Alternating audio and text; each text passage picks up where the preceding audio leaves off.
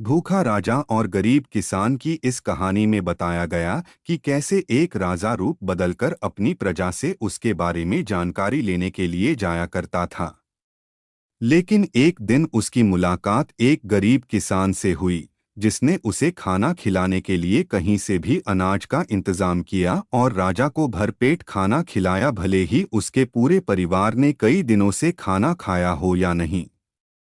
ये कहानी दिल को छू लेने वाली है और बच्चों और बड़ों सभी को बेहद पसंद आएगी। इसलिए आप भी इसे जरूर पढ़ें और इसका आनंद उठाएं। एक समय की बात है, एक राजा अपने ही राज्य में रात के वक्त रूप बदलकर घूमता था। वह रूप बदलकर लोगों से मिला करता था और सबसे खुद के बारे में जानने की कोशिश करता और सबकी दिक्कतों को समझने की कोशिश करता। एक दिन जब राजा घूम रहा था, तभी अचानक बारिश होने लगी। उन्होंने बिना देर किए किसी के घर का दरवाजा खटखटाया। दरवाजा खटखटाने के बाद अंदर से एक गरीब किसान निकला।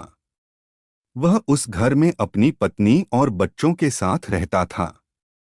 बारिश बहुत तेज थी, इसलिए किसान ने राजा को अपने घर के अंदर बुला लिया।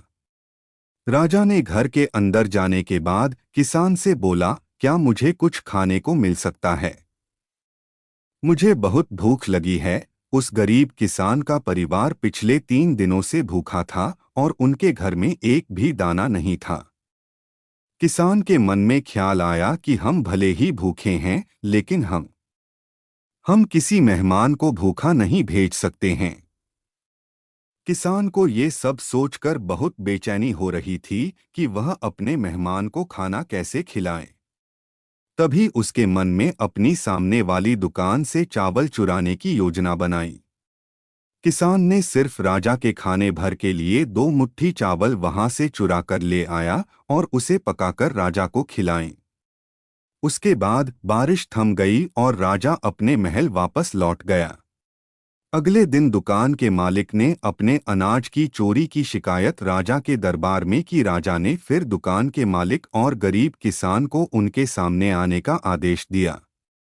सभा में सबसे पहले किसान पहुंचा और उसने राजा के सामने चोरी करना स्वीकार कर लिया और पिछली रात जो भी कुछ हुआ था सब राजा को बता दिया था।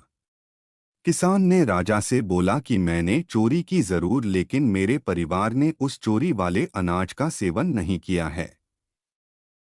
गरीब किसान की बातों को सुनने के बाद राजा को बहुत अफसोस हुआ और उन्होंने किसान को बताया कि मेहमान के रूप में वह उसके घर पर आए थे। उसके बाद राजा ने अपनी सभा में पहुंचकर दुकानदार से सवाल किया कि क्या तुमने अपने पड़ोसी को चावल चुराते हुए देखा था? दुकानदार ने हाँ में जवाब देते हुए कहा कि मैंने इसे रात में चावल चुराते हुए देखा था। दुकानदार की बातों को सुनने के बाद राजा बोला, चोरी के लिए सबसे पहले मैं जिम्मेदार हूं और दूसरे तुम, क्योंकि तुम्हें अपना पड़ोसी चोरी करता हुआ नजर आया, लेकिन उसका भूखा परिवार नहीं। तुमने एक अच्छे पड़ोसी होने का फर्ज बिल्कुल नहीं निभाया है। इन सब के बाद राजा ने दुकानदार को वहां से भेज दिया और किसान की अच्छाई और अतिथि के प्रति प्रेम को देखकर उसे उपहार में सोने के 1000 सिक्के दिए। इस कहानी की नैतिकता ये है कि हमें मुसीबत में फंसे लोगों की मदद के लिए हमेशा तैयार रहना चाहिए। इससे व्यक्ति का भला भी होगा और आप एक अच्छे व्यक्ति के रूप में जाने निखरोगे। 2 हमें मुसीबत में रहने वालों की मदद क्यों करनी चाहिए? किसी की मदद करना एक बहुत बड़ा कार्य होता है। यदि आपका कोई नज़दीकी परेशानी में है तो उसकी मदद के लिए हमेशा आगे बढ़ें और एक अच्छे व्यक्ति होने का फर्ज निभाएं। मेरा वीडियो अच्छा लगे तो कृपया लाइक, शेयर और सब्सक्राइब भी करें।